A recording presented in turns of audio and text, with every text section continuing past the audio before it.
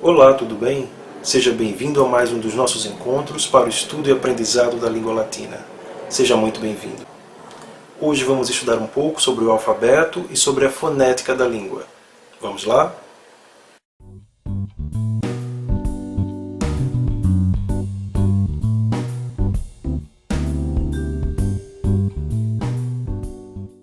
Oi, tudo bem?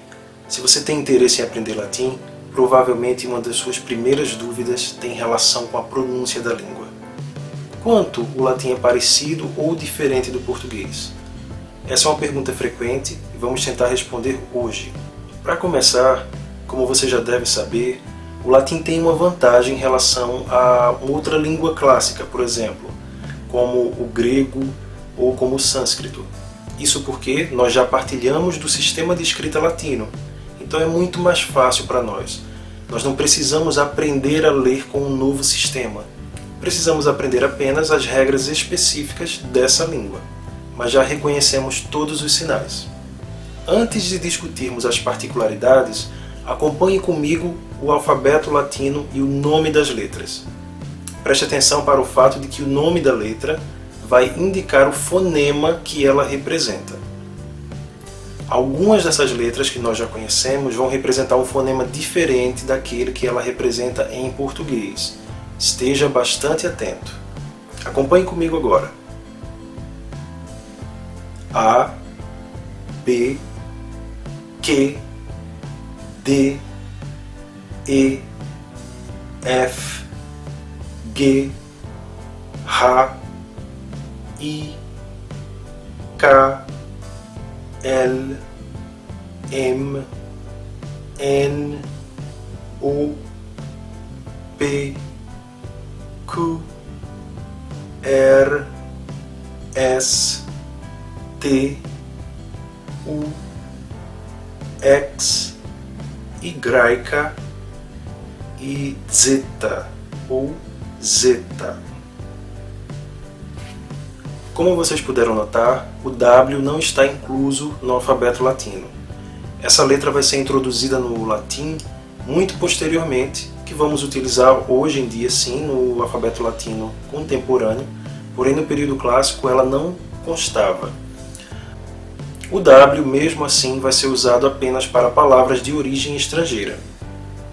Quanto ao J, vocês precisam saber do seguinte: o fonema de J, como em jaca, jarro, não existe em latim. Essa ortografia que representa o J também não é padrão. Vocês vão ver uma mesma palavra escrita com I ou com J de modo indiscriminado. É claro que uma pessoa que adote a ortografia com J não vai ficar fazendo uma mistura, escrevendo ora de uma forma, ora de outra. Via de regra, é bom que você escolha se prefere escrever com J ou apenas com a letra I. Para mim, isso será indiferente, e aqui, como nós visamos o aprendizado, eu não pretendo excluir nenhuma forma. Ora será representado de uma forma, ora será de outra. Na verdade, eu tenderei a usar as duas formas para que vocês não criem o mau costume de achar que uma forma é correta e a outra é errada. Não se trata disso. E qual é o fonema que o J representa? O mesmíssimo fonema de I, porém sempre como semivogal. Então sempre será utilizado num ditongo e terá o valor de semivogal. Um exemplo fácil é o nome próprio Iulius, ou Iulia, a forma feminina, que são os nossos Júlio e Júlia. Um outro nome próprio que conhecemos com a letra J em português, em latim se lê Jesus, que é o nome Jesus. Convém mencionar também que a letra U pode ser representada tanto pelo U, que nós já conhecemos, que é uma letra com um formato arredondado, quanto pelo V. No período clássico, a pronúncia dessa letra era sempre de vogal, com som de vogal U. Ora como vogal, sendo a principal na sílaba, ora como semivogal, junto com outra vogal na sílaba formando um ditom. É o caso, por exemplo, de Vita ou Vita, Vinum ou Vinum. A maioria dos autores defende que essa pronúncia como semivogal era a pronúncia padrão no período clássico. Porém, eu vou fazer um acordo com vocês. Aqui nos nossos estudos, nós vamos preferir pronunciar o U como V quando estiver nessa situação, em início de sílaba, juntamente com outra vogal. Isso por quê? Porque vai facilitar o reconhecimento da palavra em termos etimológicos. Além disso, na minha opinião, nós teremos um ganho estético. Eu acho bem mais bonita a pronúncia vinum, via, vita do que vinum, via, vita.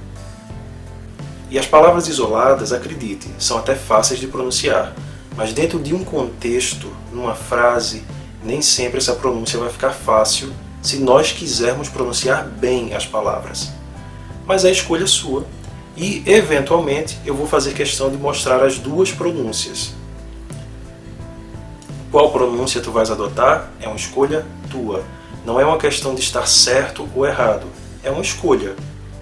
Eu preciso que vocês pensem o seguinte: o latim é uma língua como todas as outras, e como todas as outras, ele terá regionalismos, ele terá uma série de sotaques e assim por diante, e variações. Aquela pronúncia que a maioria dos livros indica é a pronúncia que foi defendida por uma elite do passado. Mas o latim não permaneceu daquela forma e não era falado daquele jeito por todas as pessoas. Então não se preocupe em ter uma pronúncia perfeita. Apenas se preocupe em não se afastar tanto assim daquela pronúncia que você deixe de falar latim para falar outra coisa. Existe uma possibilidade de variação em todas as línguas. Dentro daquele limite de variação, você pode aproveitar desse critério e variar de acordo com o seu gosto, preferência estética, facilidade de pronúncia. O que tu não podes fazer é criar regras completamente arbitrárias. Voltando às particularidades das letras, observe que a letra C tem som de K sempre. Então nós temos K, que, ki, ko, ku.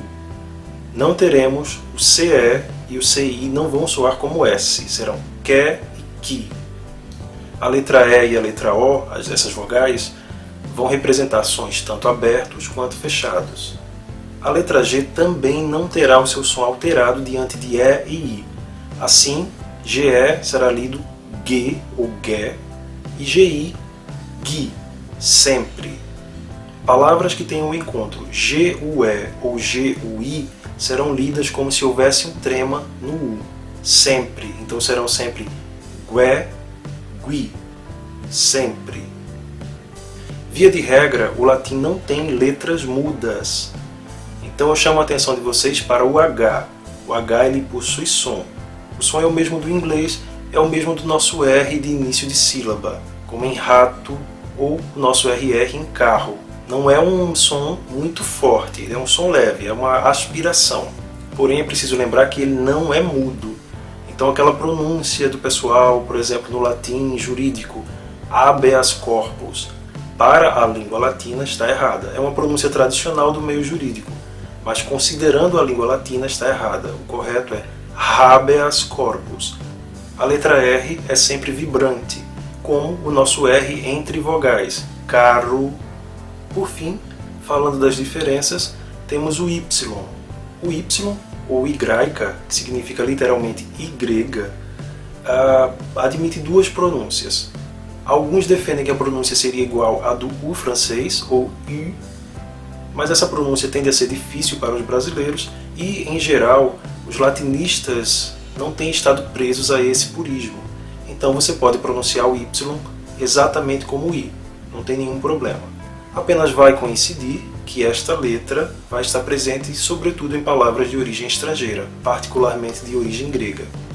Eu quero reforçar para vocês que além das possibilidades de variação de todas as línguas, existem pelo menos 3 padrões de pronúncia latina vivos hoje em dia que coexistem e que representam, claro, ideologias diferentes e grupos com interesses diferenciados.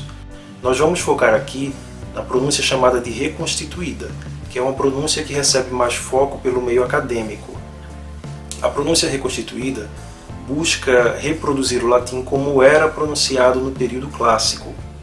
De modo paralelo à pronúncia reconstituída, nós temos também a pronúncia eclesiástica, que é a pronúncia padrão da Igreja Católica. Então a Igreja Católica ela tem a língua latina como sua língua base, como sua língua oficial. O Vaticano, por exemplo, emite primeiramente seus documentos em latim e depois esses documentos são traduzidos para as línguas vernáculas. A pronúncia eclesiástica, então, seria, de modo simplificado, tomar as regras de pronúncia do italiano e aplicar ao latim. É claro que há um ou outro ponto de divergência, mas isso nós podemos discutir num outro vídeo específico. Vamos focar apenas na pronúncia reconstituída. Bem, a língua latina não possuía acentos de nenhum tipo, porém vários acentos são utilizados. Nós temos, por exemplo, o bráquia e o macron, que são muito utilizados para indicar os pés métricos da poesia. Nós não faremos uso desses sinais aqui. Quando houver dúvida sobre a pronúncia de uma palavra, para auxiliar nós usaremos o acento agudo apenas para indicar a sílaba tônica. Ele não vai representar vogal aberta ou fechada. No próximo vídeo vamos discutir as particularidades da escrita e da pronúncia da língua latina. Falamos hoje de um modo generalizado, apresentando as noções básicas.